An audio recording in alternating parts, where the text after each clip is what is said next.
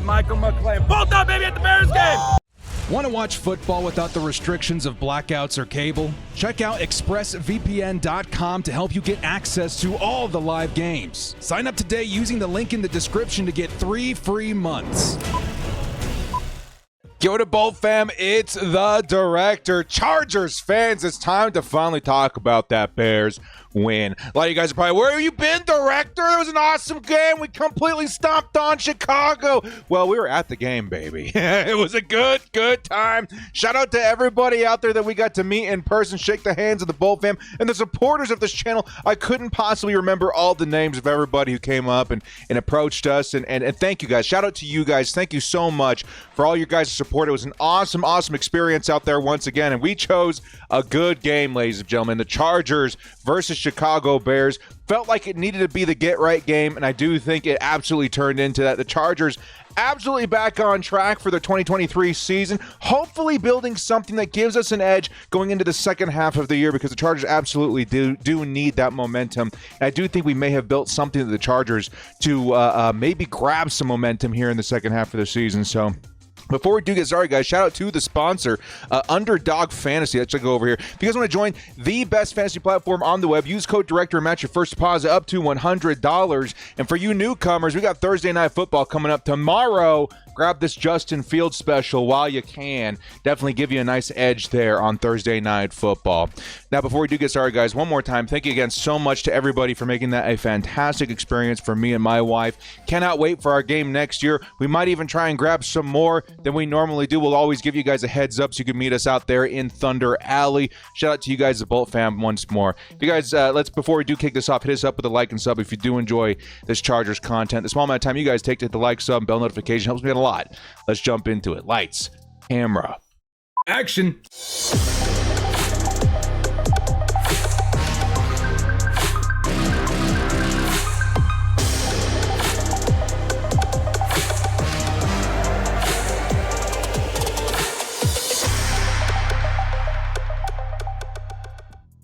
your Chargers versus Bears. We'll have the Bears beatdown post-game report video today. Lots to celebrate. Lots of good times had this weekend. Cannot wait to go back. But let's talk about this game in particular. I'll tell you guys one thing. It was awesome being able to see this game in person. I got to sit with a fan of the channel in Ricky. Thank you so much, Ricky. I appreciate you grabbing us. Hey, director, come over, sit with us over here in the family. It was an awesome time. Got to see this in person. And Ricky knew his stuff when it came to football and the NFL. And him and I got to analyze this game live in person in real time.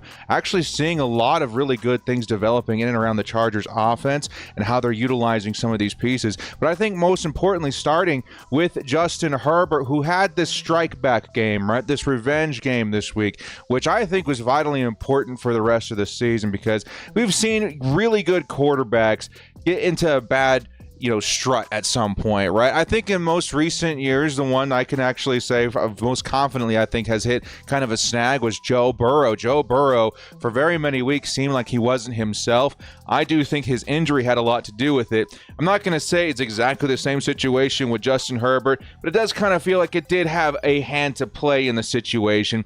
Now it feels like with this game, he may finally start to get back on track to the Justin Herbert that we all know and love, and a very important piece of this team and its success for the rest of the season. I feel like there was a sense of doom and gloom, not just in myself, but in the entire Chargers fandom, when Justin Herbert just wasn't himself. We started dropping games that we shouldn't, and the record started to plummet. I think with Justin Herbert's reemergence, which I am going to say, like, what I saw in person really did make me feel like he's starting to hit that bounce back, that kick back. We're going to start seeing that old version of him return. As that part of him returns, I do think the Chargers' chances at making not just a run at the postseason, but maybe forming some semblance of a team that's a threat in the postseason could still be in play here. Again, it's a bit of a long shot. The Chargers have had a lot to overcome. They still have a lot to overcome, and we shouldn't get ahead of ourselves after defeating the Bears. But this was a very, very good sign to see. Justin Herbert was out there making plays, showing that he wasn't afraid to throw down, and I feel like we saw some really good things in terms of the offense getting its footing back with their star quarterback at the helm. Speaking of the offense, I think we need to give some thanks to Kellen Moore, who does seem like he's also back on track here. I will say a huge element of the first half of Kellen Moore feels like it's back. And I think one big reason I was super excited about Kellen Moore taking over this team on offense was the probability of, I'm not going to say I know the official terminology of it, but just understanding of personnel, right? The understanding of the skill set of your players. And what I mean by that is I feel like we saw the creativity of a Kellen Moore injected into this offense with the pieces that it has, even if it wasn't supposed to be the featured pieces of this offense. What I mean by that is we had the offense pretty tuned to the Austin Eckler, Keenan Allen, Mike Williams, Gerald Everett kind of formula. And what makes a really good offensive coordinator, at least in my opinion, is a coordinator with the ability to adjust, right? To adjust on the fly to the circumstances and chaos that is in the NFL. When you're missing players, you're adding players, there's maybe players overperforming, underperforming. Being able to flexibly adapt to that situation is what I think a good coach, not just head coach, offense coordinator, just a good coach in the NFL is made of. And we saw that in this game today, at least in terms of understanding skill set of your personnel. I felt like the advantages that you get from certain players were very well recognized in this game. And I do think that the momentum of a Kellen Moore offense, again, started to find its footing once more. Very good to see that. Give me more of that more, baby. I want to see that continue to build with Kellen over the next couple of weeks. And I think a great example that I saw in this game, and I think it was literally like 2 plays before it actually happened. I called this out. I leaned over to Ricky and I was like, this is what they should do. And they absolutely did it. Here's a really good sign that we're heading in the right direction with Kellen Moore. I told Ricky, hey man, we got to line up Donald Parham on the outside. And they did just that. And I was like, oh my God, if they motion this man down, I think we're going to try and hit Donald Parham in the back right pocket, or at least in the end zone somewhere to get him to score. And something similar did happen there. Of course, this was in the red zone for the Chargers, where Donald Parham did go in there and pick up that touchdown for the Bolts. This segment I'm going to call Parham equals the Williams 2.0. Perhaps. I've always felt that since coming, he was in the AFL, right, as a Stallion, coming into the team a couple of years ago. Donald Parham was a very, very special player in the NFL because of a couple of key traits: his height and athleticism.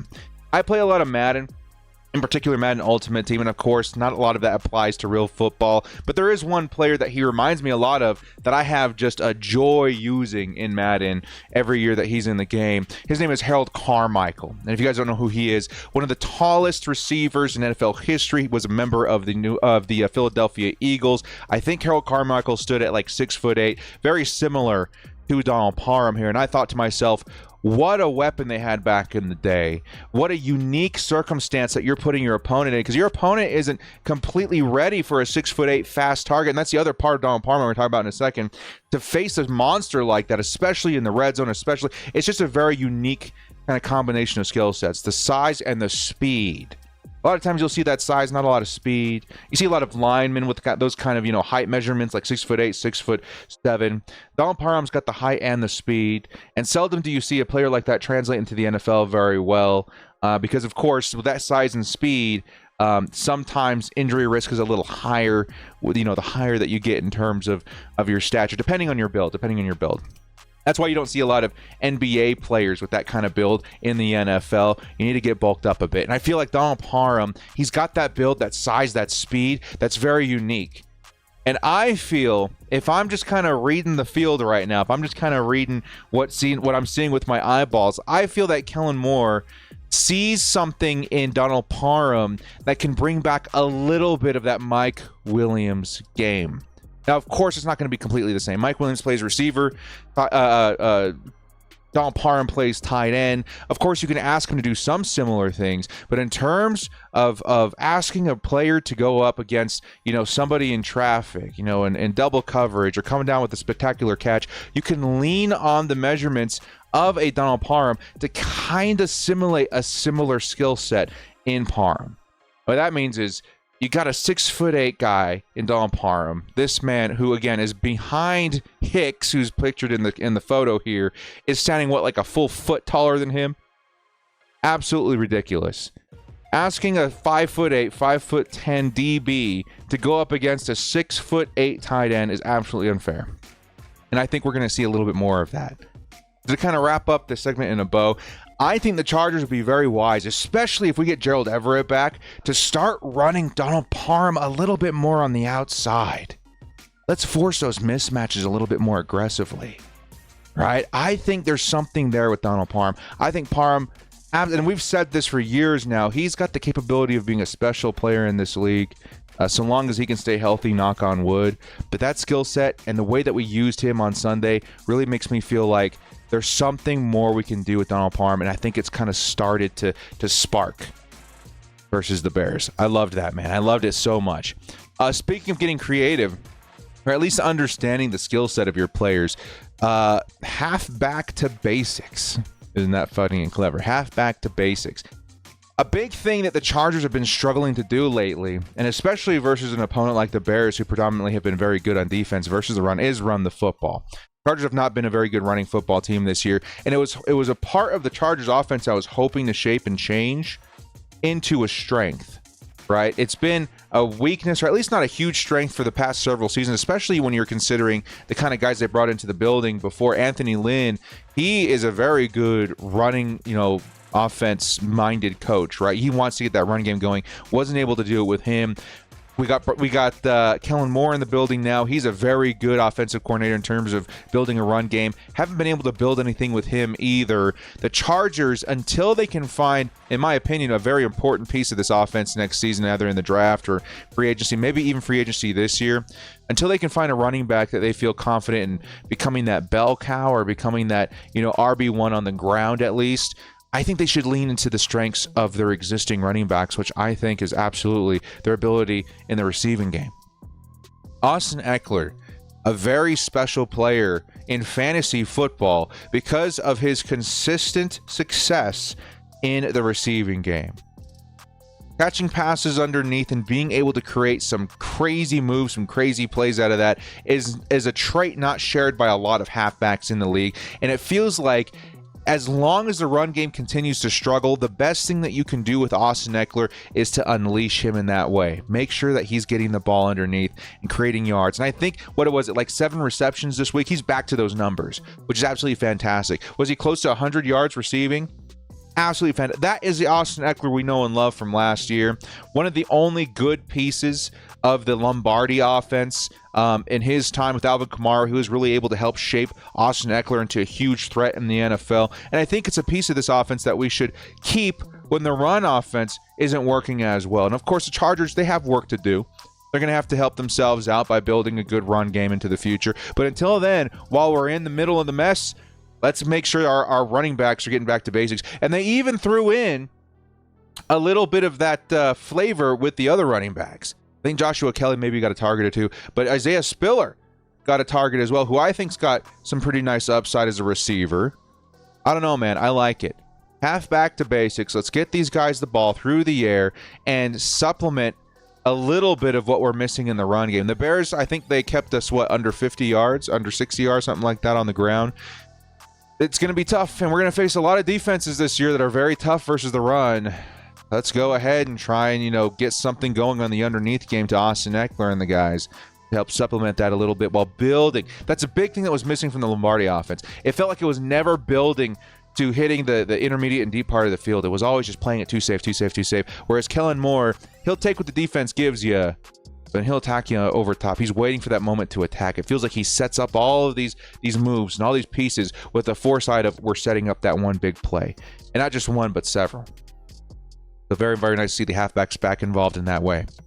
Now, speaking of setting up the deep ball, hey, man, welcome to the NFL, Quentin Johnston. Now, we're not going to say Quentin Johnston had his breakout game versus the Bears. Of course he didn't. He had a very good game. And a good game stands out in the weeks that we've seen with Quentin Johnston so far. Quentin has been so quiet.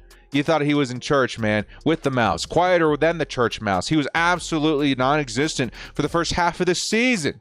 I thought that Quentin Johnston would slide right into this offense and fit like a puzzle piece in terms of a huge weapon for Justin Herbert, and it just never materialized until now.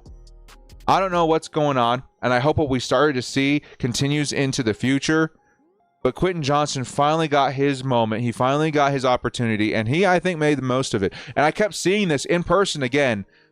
It's a lot easier to see when you're at the game, by the way, how much of a weapon Quentin Johnston really is and how often he is available. Because, of course, and we had seats that were pretty high this time. I'm not going to say, oh, we're up there, next to the players. Like, we're kind of high this time. And I got a really good view of what the play looked like, right? Almost like drawing the play out art with my brain or whatever as the play was being unfolded. And a lot of the times, yes, I will say that Quentin Johnston was maybe used as a guy that pushed coverage back a little bit, more of a diversion. But I saw him beat his coverage a lot. I leaned over to my wife, I leaned over to Ricky, and I was like, Quentin's open, Quentin's open, Quentin's open. Out deep a lot too. His double move to beat the corner and then try and, hit the right side of the safety. He seemed to be open in that area a lot. And it feels like there's an equal amount of Kellen Moore needing to emphasize the usage of Quentin Johnston, continue getting him open, but also Justin Herbert building that trust with number one in order to go his way. And we started seeing that trust built in this game. We also started to see some of the other skill sets of a Quentin Johnston put to use in this game too. Quentin Johnston, nice yak machine, right? It kind of feels like he gets the ball and he turns into that, I don't know, juggernaut from X-Men a little bit. Not as much as Gerald Everett, but he knows that he's going to have to run through some bodies. And he did that a couple of times this game. Nice way to get him involved. What was it? 5 catches or 5 targets? I don't remember. 50 yards. Very involved this game. And I felt so blessed and so honored to be able to, like the game I went to, that was the biggest thing I wanted to see. I was like, I need to see number one in action. I need to see Quentin Johnston get the ball. And I felt very satisfied with 50 yards considering what we've not seen the rest of the year. Welcome to the NFL, QJ.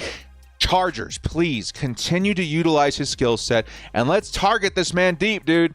I saw in person how often this dude was getting open deep. Sure, maybe there was a chance you got a closing safety, but I think Quentin Johnston has the speed and the playmaking ability to earn those targets and opportunities at this point. I saw very many opportunities for the Chargers try and get him open deep. Now, speaking of getting open deep, team is finally leaning on speed. This segment's called, team leaning into speed. I like it a lot. Now, of course, the team's identity in terms of receivers has always kind of been Keenan, the slice and dicer, and Mike Williams, the big play guy. We've had to move away from that a little bit. And finally, after weeks and weeks of saying, what's our identity? What's our identity? What's our identity? I finally started to see evidence of the Chargers wanting to lean into a new identity, and that was using size and speed. Speed is kind of being a big emphasis of that because, yes, size on Donald Parham in particular is very nice, but he's got speed to back it up too. Now, all of a sudden, we got this guy who was a practice squad dude being elevated, of course, because of injuries and yada yada. Simi Fehoko, fast player. I think also like 6'3", 6'4", big guy. But the speed, man, that's what got him open here. That's what helped him become involved in this game. And of course, it was one target, but a touchdown. That's kind of cool. But the fact that he's even out there, and this is not the first game I've seen him out there, makes me feel like, okay, we're seeing some speed. We saw Darius Davis, again, involved a little bit more this game. We saw Quentin Johnston, who in my mind, in my body, in my soul, tells me he's going to be a speed element of this team going forward too. It feels like that identity is starting to take shape a little bit, and the Chargers are kind of seeing that mold develop in games like this. That's why games like this are so important, and it's why it's so important to win a certain way. You can't just win, like I was saying in my preview video, you can't just go in there and grab a 16-13 win, call it up, and move on to the Jets. No. You got to go in there, you got to squash them. And you got to find new methods in which to squash going forward as well. And the Chargers have been finding that with the speed. And I would honestly expect them to add more going into the future. That Miami Dolphins mentality, right? Like, we got Tyreek Hill. I want more. Give me Jalen Waddle. Give me Mostert. Give me A-Chain or A-Chan or however you say his name now. More speed is never a bad idea if they've got the skill set to back it up. And the Chargers kind of showed us that they have a bit of that on the roster. I like that a lot. What about in defense, Director? Well, a couple of nice things to note. I think a very nice day for Eric Kendricks. Had to tip my cap to him. He gave us a nice spark. He ignited a spark in terms of middle of the field play, linebackers, versus the run especially too. The Bears did break off a couple of nice ones. But I think Eric Kendricks just showed his ability to play the run and close the middle of the field. I did not like the Chargers lining him up versus a receiver so much. I think there's a couple of times receivers just absolutely burn him. DJ Moore. They lined him up against DJ Moore a couple of times, which I didn't agree with. However, his ability to play the run, play the middle of the field, I think he ended up with like 10 tackles or something like that. Very, very nice. Does, in fact, feel like an upgraded version of Kenneth Murray from last year, which, again, Kenneth wasn't great last year. He's much better this year. It feels like that in terms of play in the middle of the field, it's felt a lot better, and that's what I expected to see when Kendricks was signed. That veteran leadership over the middle, leading by example, but more importantly, uplifting our players at that position a lot too. I saw that this game. Kendricks, tip of the hat to him. He had a great game. Being a great game. Asante, man. Alohi Gilman, who is finally back. Jasir Taylor, who logged an interception. These guys are starting again to kind of see that bounce back a little bit. I'm not counting my hands right now because they have been pretty dang bad the last half of the season. The offense, or I should say the defense versus the pass, has been particularly sour. But something happened this game, and there's a couple of things. I think in terms of the play from the DBs, we finally saw that ball hawking, that energetic, that big play kind of ability from these guys emerging a little bit more. Asante had another great game. Jasir Taylor had the interception. He had a great game. Derwin James had the interception. He had a great game. But I think, weirdly enough, one of the most important players on the field in terms of improving the DB play this week was, in fact, number 32 on the right, Alohi Gilman. He'd been absent for a long time, right? And I think safety, in particular free safety, but safety on this defensive system is so dang important. Now, that doesn't say that Dean Marlowe and at times JT Woods and Raheem Lane, it's not to say those guys didn't have their moments. They're definitely not bad backups, but that's just telling you how much this defense leans on a good safety like Gilman. I'm not going to say he's a lead or great or anything like that, but Gilman's a good safety. He's good. And the Chargers, with that kind of consistency, I think they found more success on the defense. Of course, we're going up against an undrafted rookie quarterback, and he's not going to have a huge pushback on it. But from what my eyes showed me, the Chargers, their coverage seemed a lot cleaner, I think, especially because of what Gilman was offering from the safety position. But of course, everybody chipped in, had a good game. Hopefully we can keep that up as we continue in. And again, the schedule, it lightens up a little bit right now. We're about to go face, Zach Wilson and the Jets, and Jared Goff, who's been pretty good. I'm not going to write him off at all, but definitely not as bad as the Patrick Mahomes and other guys that we've faced so far. Chargers can keep up this momentum. I think we're building something here. Last couple of things to note to help better the team, because of course, I'm going to see a lot of people in the comments saying this. Let's not get ahead of ourselves. It was just the Bears. Why are we celebrating beating a mediocre team? It's not because we beat them. It's the way we beat them. And like I said in my video before, we had to squish them. Like I said, even in this video, we had to squish them, and we squashed them. But again, they were the Bears. So let's not get ahead of ourselves. But at the same time, I do think we have stuff that we can build on. The only things we do definitely need to improve, though, that I did see, again, with my own two eyes, that I really hated seeing in person, was the defense playing soft. I kept looking to my neighbors like, what is happening? Why are we playing so far off the line of scrimmage, off coverage? Just like this man right here, Michael Davis, said. He stated this, a week or two ago. They want to play more physical. They want to play more press. They want to play more man. Because that's kind of what these DBs are built to do.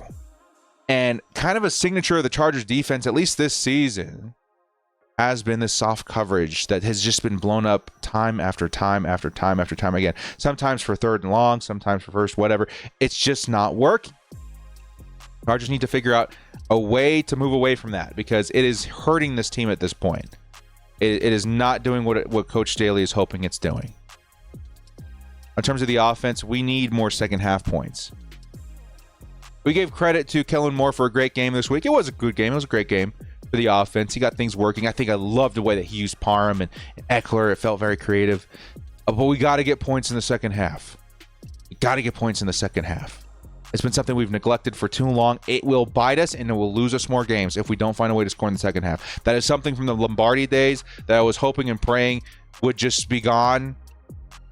They're not gone. Sometimes in some ways they're worse. We got to leave that trait behind, Chargers. We've got to score in the second half. No more ifs, ands, or buts. It's got to happen. I think, again, you want to take what worked this game and build on it, but what didn't work and fix it. If I'm going to fix one thing on the offense, please put up more than what was it, 6 points in the second? You got to do better than that. You got to do better than that. But like I've been saying, it's something to build on. I think a big thing that I want to emphasize here, especially as I looked at all the beautiful faces of the Chargers fans in person. The season's not over, and it's worth being invested in. I get it. This season in particular has torn many hearts out and left a lot of us broken on the side of the road in our Chargers uniform or our Chargers jerseys. Like, why would you do this to me? I thought you loved me. You want to give up on that idea if there's any success to be brought from this season. I'll tell you right now that I'm definitely not giving up on the year yet.